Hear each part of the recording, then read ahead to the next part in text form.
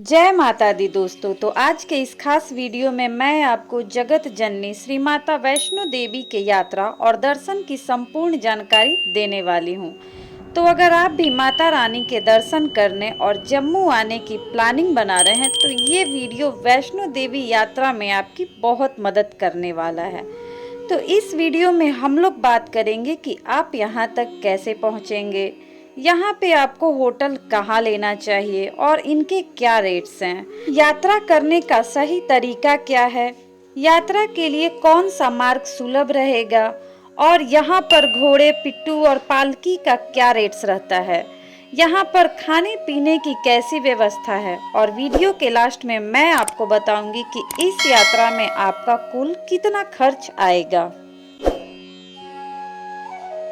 तो माता रानी के दर पर जाने से पहले एक बार इस वीडियो को बिना स्किप किए हुए पूरा जरूर देख लीजिए। तो चलिए दोस्तों, वीडियो को करते हैं स्टार्ट और कमेंट बॉक्स में जय माता दी जरूर लिख दीजिएगा दोस्तों। तो चलिए वीडियो को करते हैं स्टार्ट और चलते हैं माता के दरबार। दोस्तों, माता रानी की ये दिव्य और अलौकिक दरबार कटरा में त्रिकुटा पर्वत पे विराजमान है, जो कि जम्मू से लगभग 50 किलोमीटर की दूरी पे स्थित है। वैसे मौसम सर्दियों का हो या गर्मियों का, यहाँ पे भक्त आपको हमेशा देखने को मिल जाएंगे। तो चलिए मैं आपको बताती हूँ कि यहाँ तक कैसे पहुँचेंगे। तो दोस्तों, यहाँ तक आने का सबसे सुलभ तरीका है ट्रेन का। तो आप चाहें तो डायरेक्ट कटरा माँ वैष्णो देवी रेलवे स्टेशन तक आ सकते हैं। और हाँ दोस्तों, ऐसे बहुत सारे रेलवे स्टेशन हैं जो डायरेक्ट कटरा के लिए आती है। इसके अलावा जम्मू रेलवे स्टेशन की भी कनेक्टिविटी बहुत ही बढ़िया है और ये प्रमुख शहरों से यहाँ लेकर आ जाती है। जम्मू रेलवे स्टेशन के बाहर ही बस और टैक्सी स्टैंड बना हुआ है। यहाँ पर आपको अलग अलग बसें मिल जाती है। गवर्नमेंट बस आपसे इस 50 किलोमीटर की दूरी के लिए 105 से 150 तक चार्ज करता है। वहीं पर प्राइवेट और ऑर्डिनरी बस में 80 रुपया, सेमी डिलक्स में 120 और डिलक्स एसी बस में 150 तक चार्ज आ जाता है। तो बस हाईवे से होते हुए बहुत से टनल को पार करके और बहुत सारे खूबसूरत नज़ारा को एंजॉय करते हुए आप आ जाएंगे कटरा। और हाँ दोस्तों, अब बस पुरानी बस स्टैंड तक नहीं जाती, ये फवारा चौक से पहले ही उतार देती है। आप चाहे तो यहाँ से ऑटो या फिर टहलते हुए भी फवारा चौक तक आ सकते हैं और ये यहाँ का मेन सेंटर है। इसके अलावा अगर आप दिल्ली या उसके आसपास के निवासी हैं तो ऐसी बहुत सारी बसें हैं जो दिल्ली से कटरा के लिए जाती हैं, तो आप उन बसों में भी अपनी बुकिंग करा सकते हैं। और अगर आप बाई फ्लाइट इस यात्रा को करने का प्लान बना रहे हैं तो नज़दीकी एयरपोर्ट जम्मू एयरपोर्ट है, तो आप वहां जा सकते हैं और वहां से कोई भी बस या टैक्सी लेकर आप आ सकते हैं कटरा। तो चलिए दोस्तों, अब हम आ गए हैं माता रानी के दरबार कटरा में और आप यहाँ से ही माता रानी के खूबसूरत दरबार के नज़ारों को देख सकते हैं। और हाँ दोस्तों, एक बार कमेंट बॉक्स में जय माता दी जरूर लिखिएगा। तो कटरा में आने के बाद सबसे पहले बात करते हैं कि आपको होटल्स कहाँ लेना चाहिए। आप मेन रोड कटरा पे या पुराने बस स्टैंड के सामने या हेलीपैड के पास या कटरा मेन मार्केट के पास भी रूम ले सकते हैं।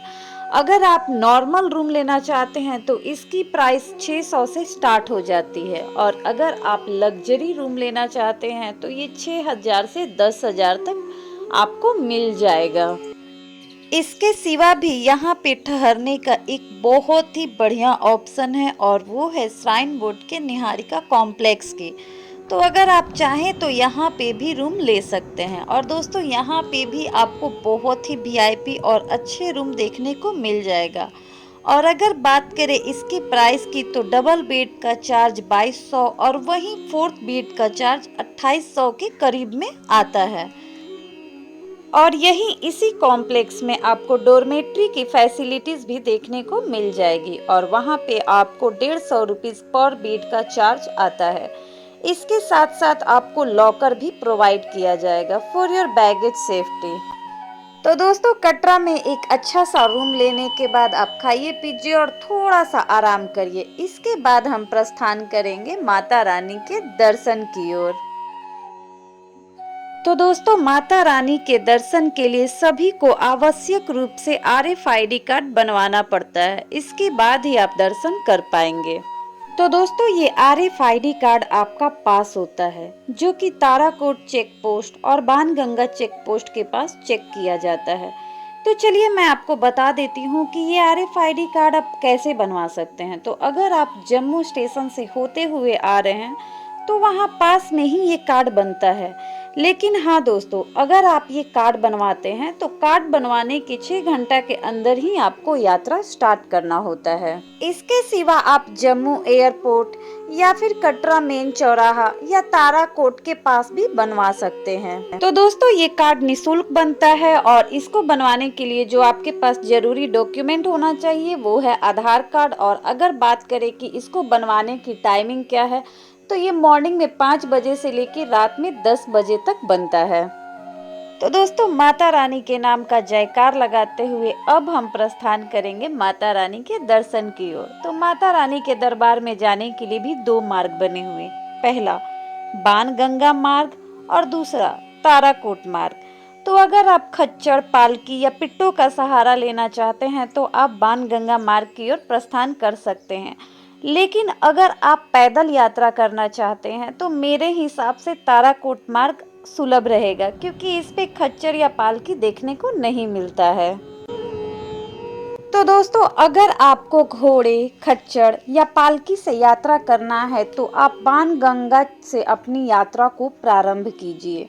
बाणगंगा चेक पोस्ट पार करते ही आपको बहुत सारे घोड़े वाले, पालकी वाले दिख जाएंगे।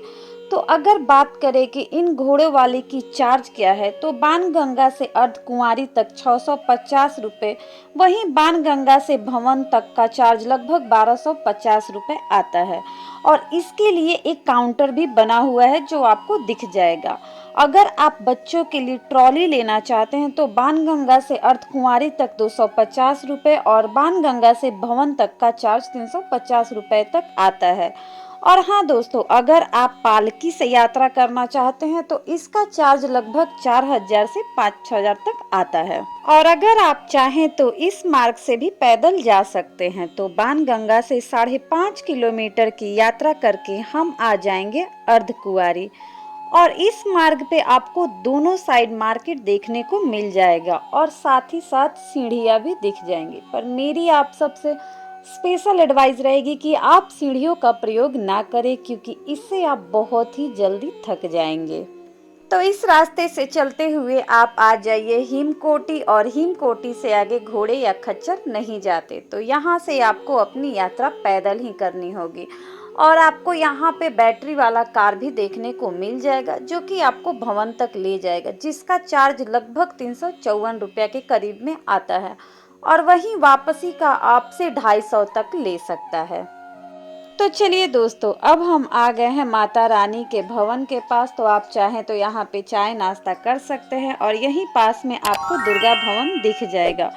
यहाँ पे आपको टॉयलेट और बाथरूम की फैसिलिटी मिल जाएगा, तो आप यहाँ पर स्नान कर ले। और यहीं पे पास में आपको लॉकर की भी फैसिलिटी मिल जाएगी, जो कि फ्री ऑफ कॉस्ट है। तो माता रानी के दर्शन से पहले आप शू, बेल्ट, स्लीपर या किसी तरह के इलेक्ट्रॉनिक आइटम को ना लेकर जाएं, उसे अपने लॉकर में ही रख दें। आप अपने साथ केवल पैसे और RFID कार्ड ही लेकर जा सकते हैं। तो चलिए दोस्तों, माता रानी का नाम लेते हुए अब आगे बढ़ते हैं। तो यहीं रोपवे के पास आपको प्रसाद भी मिल जाएगा, जो कि 100 या 50 के लगभग में आता है।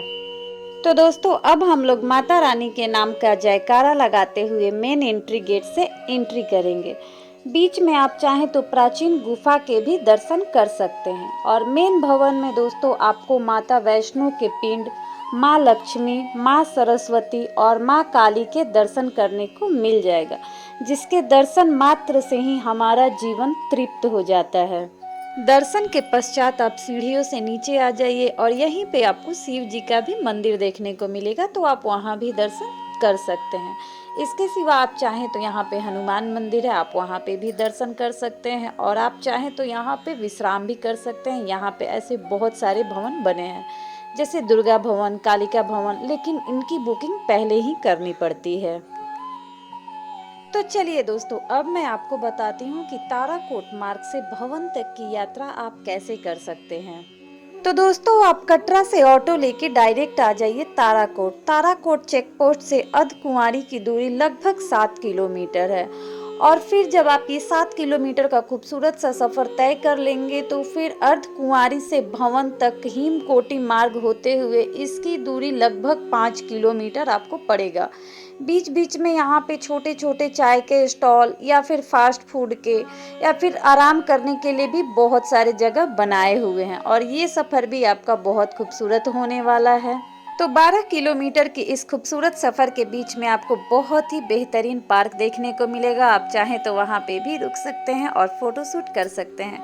इसके सिवा आपको माता रानी का लंगर भी यहीं देखने को मिल जाएगा, तो आप यहाँ पे भी रुककर प्रसाद ग्रहण कर सकते हैं और विश्राम भी कर सकते हैं। यहाँ पे जगह जगह टॉयलेट और बाथरूम भी बनाया हुआ जो कि बिल्कुल ही निःशुल्क है। इसके सिवा आप चाहें तो माँ अर्धकुंवारी के भी दर्शन कर सकते हैं, लेकिन यहाँ पे वेटिंग बहुत ही लंबा रहता है, तो आपको 15-15 घंटा वेट करना पड़ेगा। तो आप कोशिश करें कि जब आप भवन में माता रानी का दर्शन कर लें और नीचे आए तब माता अर्धकुंवारी के दर्शन करें। तो दोस्तों, माता रानी के दर्शन के पश्चात भैरव बाबा के दर्शन करना न भूलें। तो भवन से भैरव बाबा मंदिर की दूरी लगभग 3.5 किलोमीटर है। तो दोस्तों, इस मंदिर तक आप चाहें तो पैदल या फिर रोपवे के सहारे भी आ सकते हैं। तो रोपवे का चार्ज लगभग 100 रुपीज आता है। तो आप आ जाइए बाबा भैरवनाथ के मंदिर और यहाँ पे दर्शन कीजिए और मत्थे टेकिए और फिर जय माता दी बोलते हुए मंदिर से बाहर आ जाइए। तो मैं आशा करती हूँ कि ये वीडियो आपके माता वैष्णो देवी के यात्रा को सुलभ बनाने में मदद जरूर करेगा। वीडियो अच्छा लगा तो ढेर सारा लाइक करें, कमेंट करें और अपने फ्रेंड्स के साथ भी शेयर करें। और हाँ, कमेंट बॉक्स में जय माता दी लिखना बिल्कुल भी ना भूलें। तो चलिए फ्रेंड्स, मिलते हैं नेक्स्ट वीडियो में। तब तक आप अपना ख्याल रखें और खुश रहें।